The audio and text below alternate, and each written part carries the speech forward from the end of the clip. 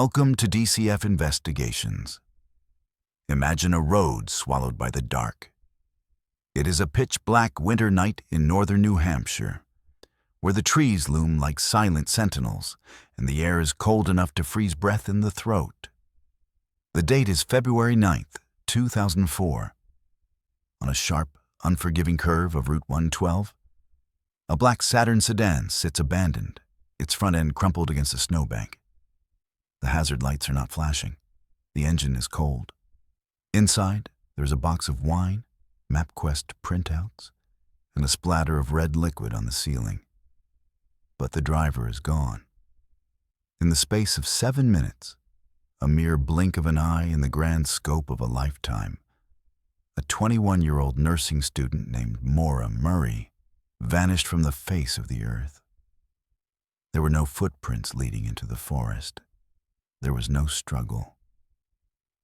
Just a silence that has lasted for 2 decades. This is not just a story about a missing person. It is a labyrinth of secrets, a masterclass in ambiguity, and the first true crime mystery of the internet age. Tonight, we open the files on the disappearance of Maura Murray.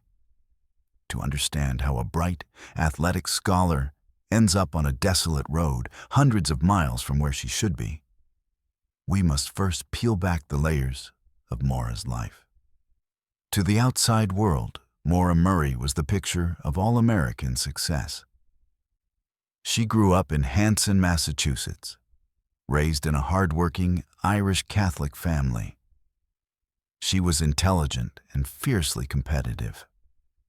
In high school, she was a star track athlete, possessing a drive that pushed her to excel beyond her peers. This determination led her to the United States Military Academy at West Point, one of the most rigorous and prestigious institutions in the nation. Getting into West Point is a feat in itself. Surviving its regimen is another. However, after 3 semesters, Maura transferred out. The official reason was a change in career path to nursing, but records later suggested a violation of the honor code involving a petty theft of makeup from the commissary. This detail, while minor in the grand scheme of criminal history, established a pattern that would haunt the investigation later. The pressure to be perfect, and the cracks that form when that pressure becomes too great.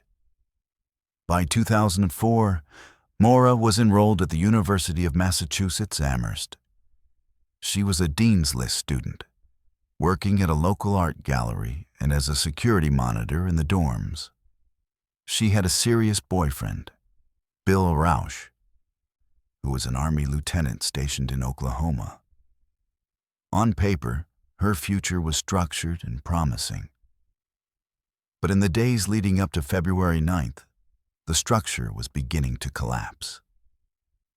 The atmosphere surrounding Maura in early February was thick with anxiety. 4 days before she vanished, a storm was brewing.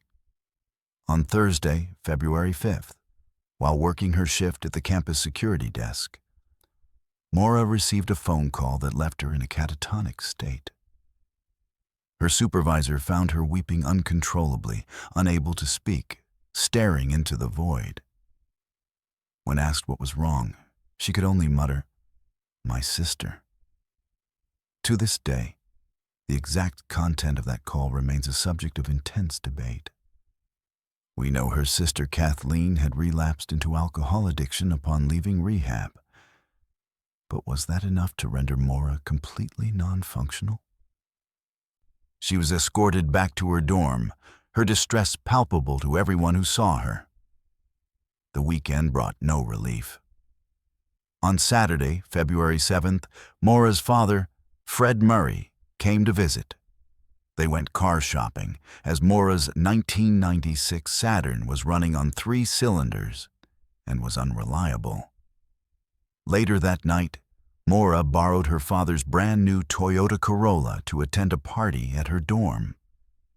At around 3:30 in the morning, while driving the Corolla back to her father's motel, She struck a guardrail on Route 9 in Hadley. The damage was significant. The police officer who responded decided not to administer a breathalyzer test, despite later rumors, and gave her a ride to the motel. Maura was devastated. She felt she had failed her father. Fred Murray, by all accounts, was not angry, telling her that insurance would cover it and they would figure it out. But the guilt seemed to eat at her. By Monday, February 9th, Maura had made a decision. She emailed her professors and her work supervisors, informing them that there had been a death in the family, and she would be away for a week. This was a lie. There had been no death. She packed a bag with clothes, toiletries, and textbooks. It looked like she was planning to study, or perhaps she just wanted to keep up appearances, even to herself. She went to an ATM and withdrew $280, nearly emptying her account. She then visited a liquor store and purchased roughly $40 worth of alcohol, including Bailey's, Kahlua, vodka, and a box of Franzia wine. This inventory of alcohol has led many to speculate about her state of mind. Was she planning a party? Was she self-medicating? Or was this simply provisions for a week in a cabin? At 4:37 p.m., Maura checked her voicemail one last time. She then got into her unreliable black Saturn and drove north. She did not tell her friends where she was going. She did not tell her father. She did not tell Bill. She simply drove. Based on MapQuest searches found later on her computer, she had looked up directions to the Berkshires and Burlington, Vermont. But she ended up on Interstate 91, heading toward the White Mountains of New Hampshire. The weather that night was mild for February, but the snowbanks were high, remnants of a long winter. As the evening deepened, the temperature began to drop. At around 7 p.m., a resident in Woodsville, New Hampshire, heard a loud thump.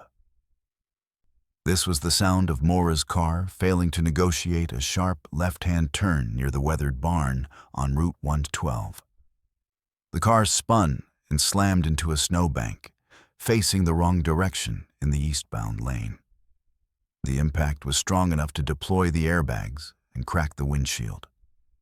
This is where the timeline becomes critical, a minute-by-minute countdown to oblivion. At roughly 7:27 p.m., a woman named Faith Westman, who lived in a house overlooking the curve, called 911. She reported a car accident and stated that she could see a man smoking a cigarette inside the vehicle. This detail has been scrutinized for years. Was it a man? Or was it the red light of a cell phone charger? Or was it Maura? And the witness was mistaken about the gender in the dark. Shortly after the crash, a school bus driver named Butch Atwood, who lived just down the road, was returning home from his route. He pulled his bus alongside the Saturn. He saw a young woman, whom he later identified as Maura. She did not appear injured, but was shaken and cold.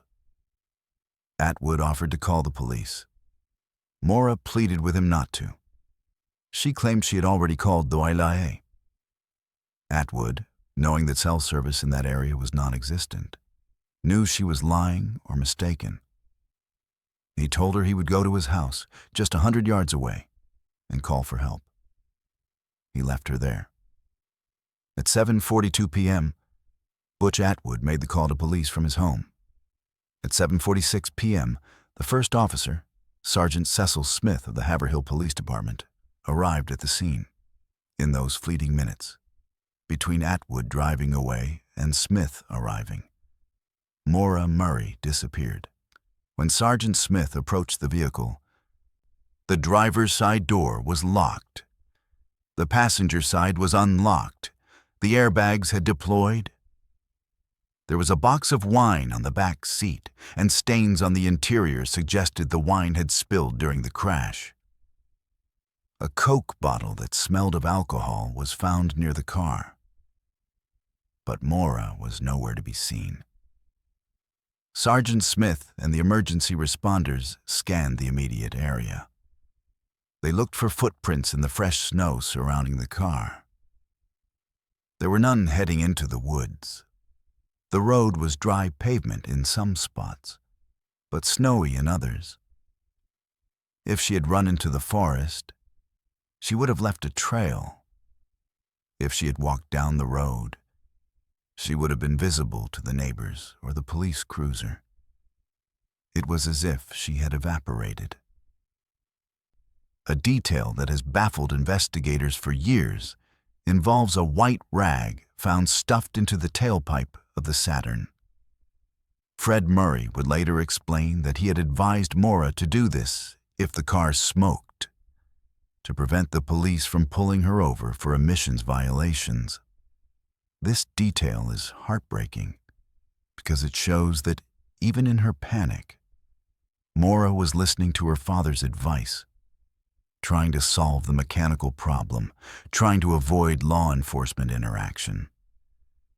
It also suggests that after the crash, she was lucid enough to go to the trunk, get the rag, and place it there before vanishing. The initial search was chaotic. Police initially assumed the driver had fled the scene to avoid a DUI charge and would turn up the next morning. They did not immediately treat it as an abduction or a high-risk missing person case. It wasn't until the next day, when Maura failed to contact anyone, that the gravity of the situation set in. New Hampshire Fish and Game officers, along with state police, scoured the woods. They used helicopters with thermal imaging. They used tracking dogs.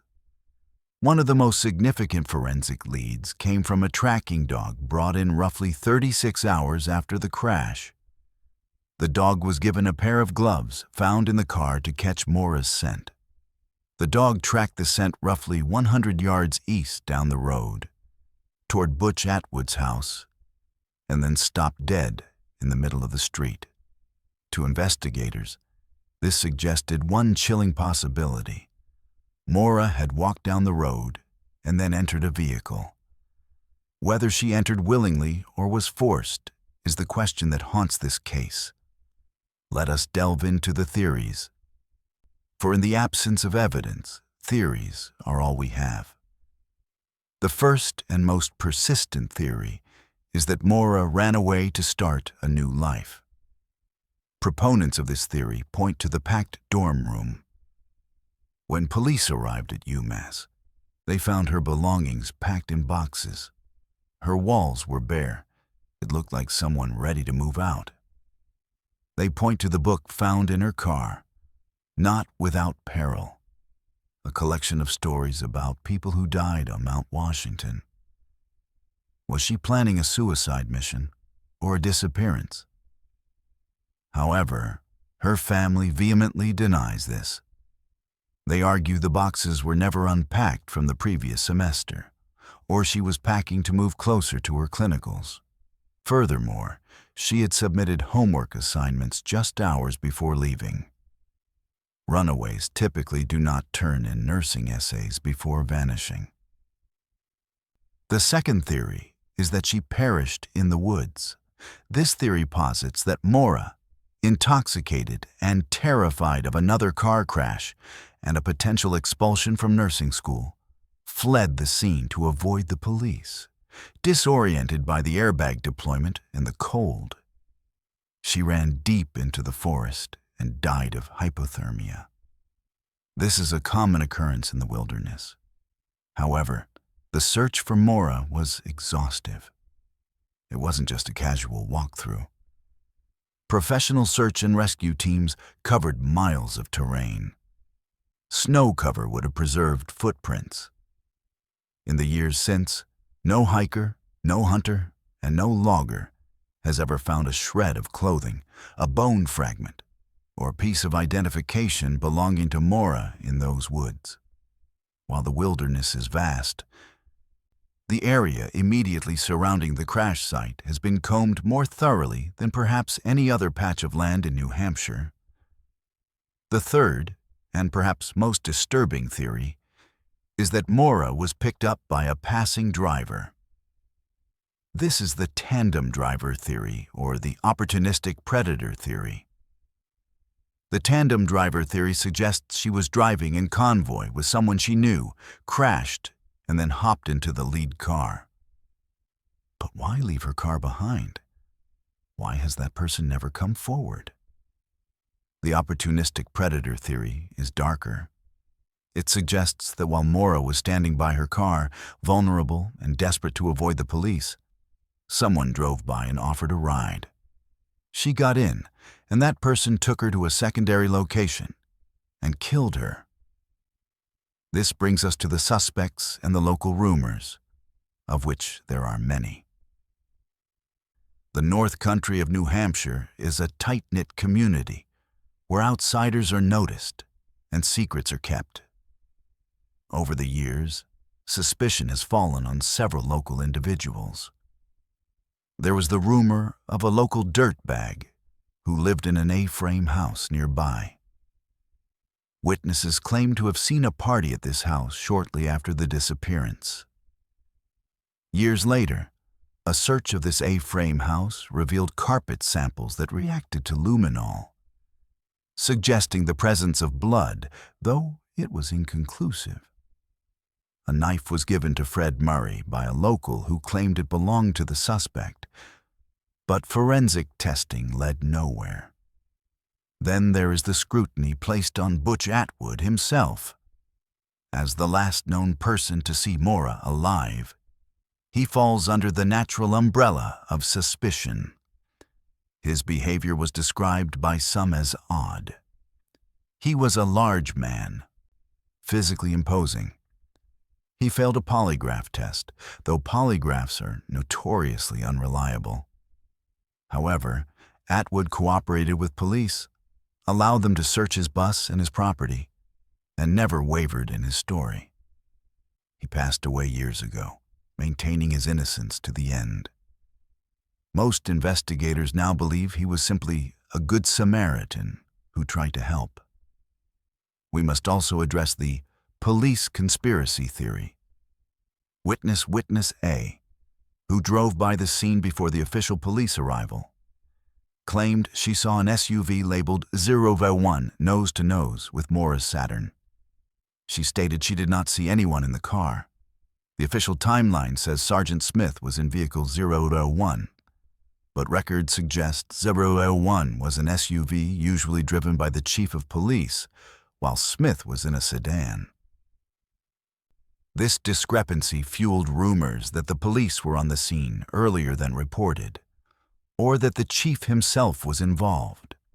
While this generates immense online traffic, official inquiries have dismissed it as a confusion of vehicle assignments and memory errors.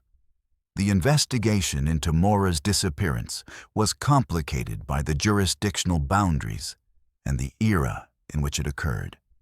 In 2004, there were no smart traffic cameras in rural New Hampshire. Cell phone triangulation was primitive compared to today. Maura's cell phone pings were virtually useless because of the lack of towers. The forensics on the car were minimal because the police expected the driver to return.